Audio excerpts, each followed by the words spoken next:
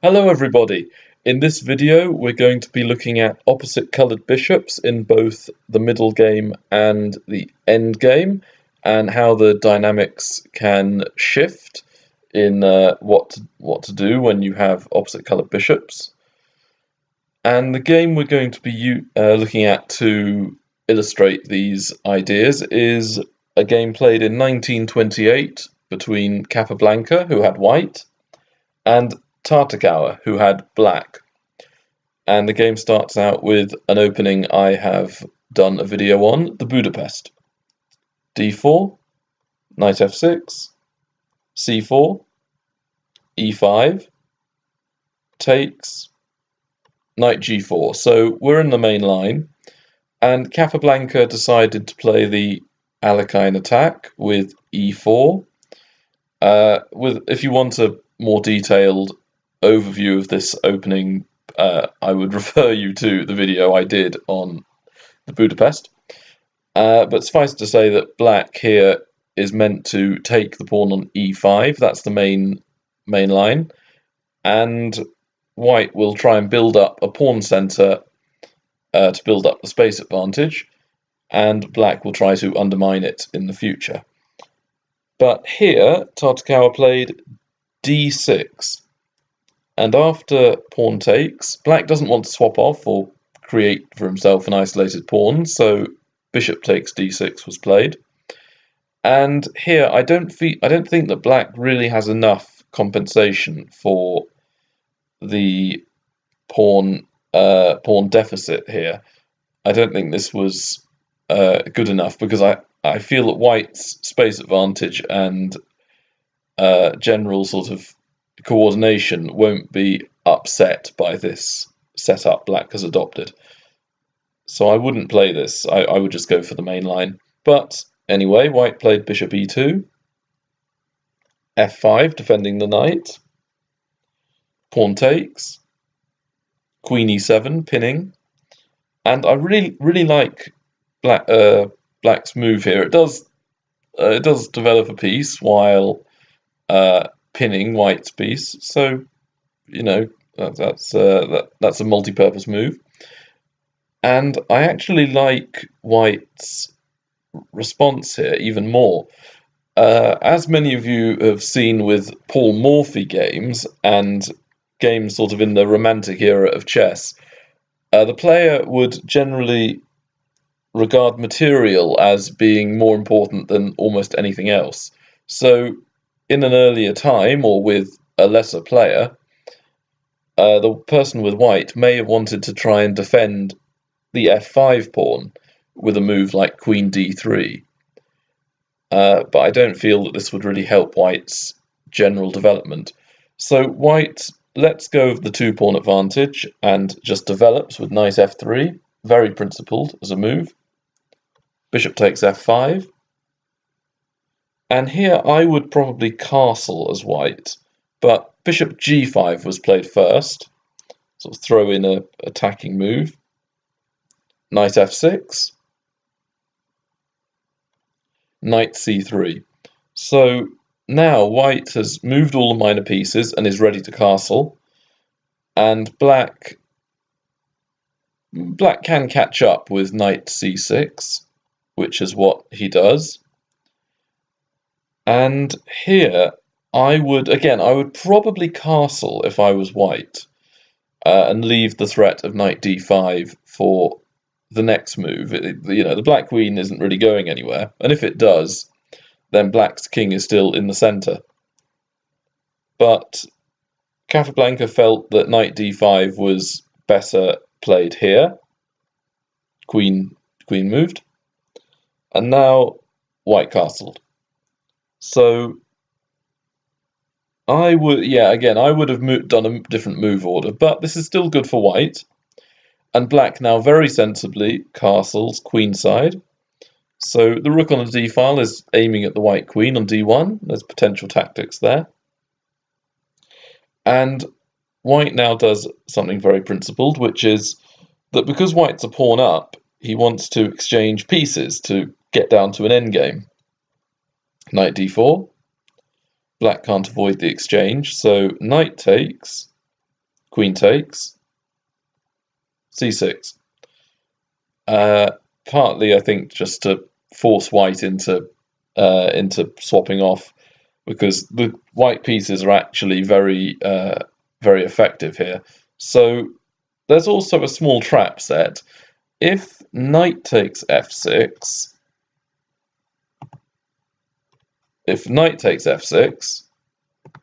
what would you play as black here?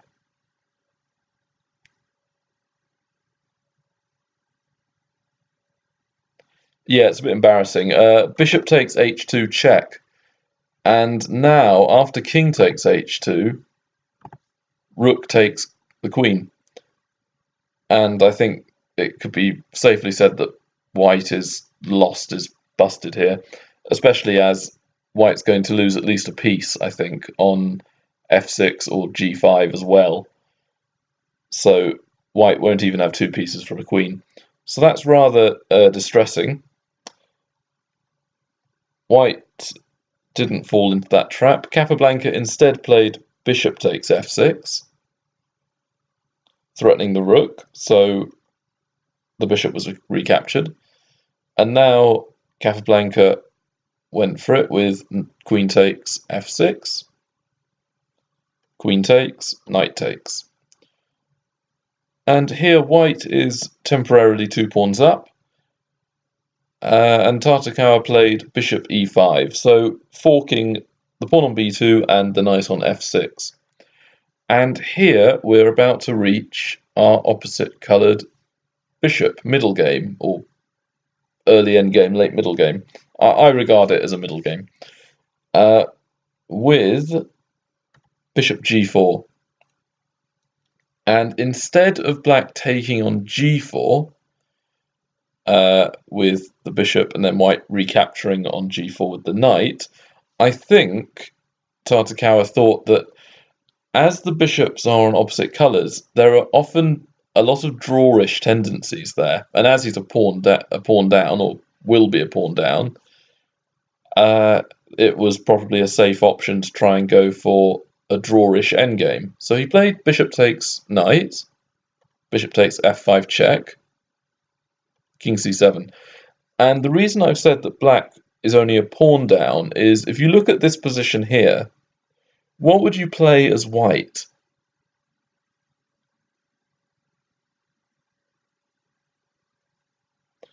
Well, if you said rook a b1, rook fb1 is terrible, by the way, don't play that. You don't want to seal your rooks in. But rook a b1 is a mistake because there's a certain type of advantage or dynamic concept in opposite coloured bishop middle games. And that is that the person with the initiative, the person with the attack, the person with the better coordination is usually the side that is winning.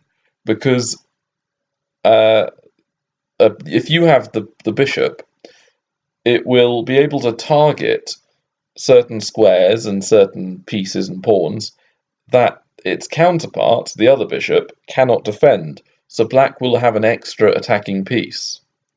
And that would be proved here by rook d2. So the pawn on b2 is now dropping off unless white moves the pawn. And black now has a rook on the 7th, and I think generally has a slight initiative. So white's pawn advantage will be reduced, and white's pieces won't be as coordinated as black's. So in the game, Capablanca let the pawn drop off with rook a d1. And here, I think black has to take the pawn. And Capablanca then took off the rooks. And here, if you play rook takes, the h7 pawn is dropping. So you may wonder, why not king takes d8? Well, the problem here is that this is now, I would say, an endgame, but with rooks on the board, there is still that idea in the air that if you have the initiative, you're still going to be better because the white bishop is attacking and controlling squares the black bishop can't. So Rook d1 check. If the king goes to c7 or e7, rook d7 check, and that will win a pawn. But rook d7 anyway looks quite strong here. I think that black's best chance might be rook f8, and then bishop takes bishop h3 or g4. And white has a rook on the 7th, so white should still have an advantage here by quite a bit. So instead of black's pieces becoming very, very passive, after rook takes d8, black took with the rook, and now white takes the pawn, and is still 2 pawns up for the moment. But black then plays rook d4. So here, black's rook is doing something and white's rook isn't, and also black's king is a little bit more active as well. So I think this is a very good move by Capablanca. He lets the pawn go. Bishop g8 is, it does defend the pawn, but I feel that black's activity would more than make up for the pawn deficit. So, for example, bishop g8, rook d2, and now what are you going to do as white? You're probably going to be quite a bit worse possibly. Say something like bishop d4, and now the white rook is tied down to f2, as well as black's rook attacking the pawn on a2. So black will probably win the pawn back anyway, and be able to run the king over to the king side to halt or at least slow down white's pushing of the pawns on the king side. So again, black's still 2 pawns down, but has enough initiative that it's more, I think, more than enough compensation for the 2 pawns. So going back, white instead played g3, and after rook takes c4, h4. So here, let's have a look at this position. White's now only a pawn up, and black's pieces look active.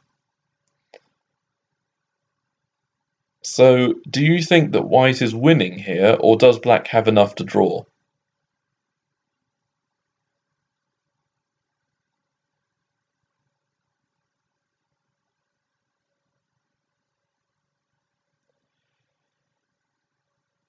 Well, I'll be totally honest with you. I am not 100% sure here. I think a computer analysis would give white as being ahead by maybe +2.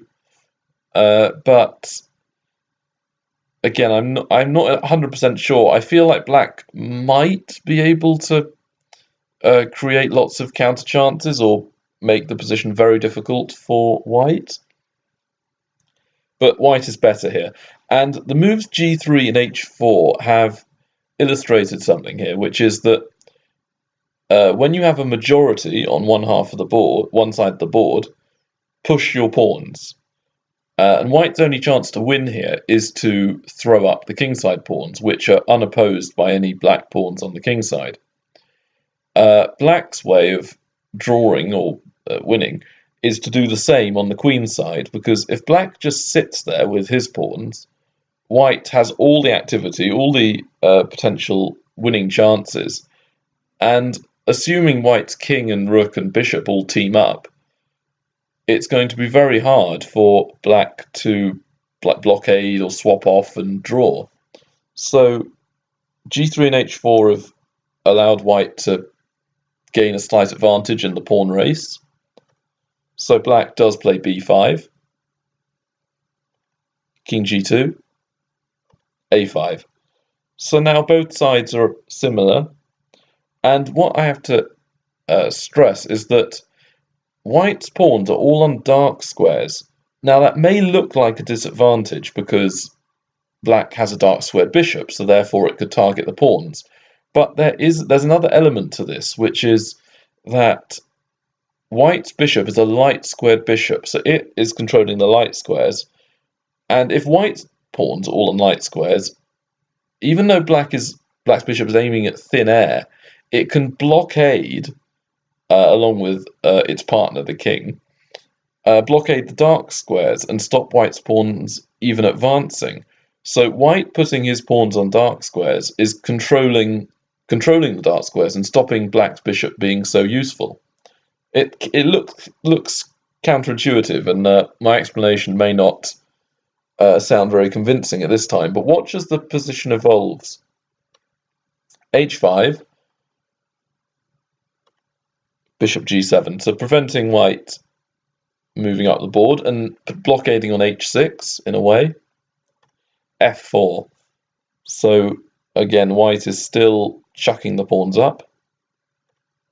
Bishop h6, and rook e1. Notice that if f5, then rook c2 might be annoying, because the f5 pawn would have stopped white's bishop from controlling c2. And black might be able to sack the bishop for a pawn or two while black is throwing his pawns up on the queen side. So rook e1, rook a4, now bishop g8. So the idea behind this is that black's pawns are going to have a lot of trouble from sort of a lot of trouble in promoting, because white has a pawn on the queen side which can slow black down, and white doesn't want to lose that extra pawn because it is useful in allowing white to win this pawn race. So here black plays rook back to d4, check.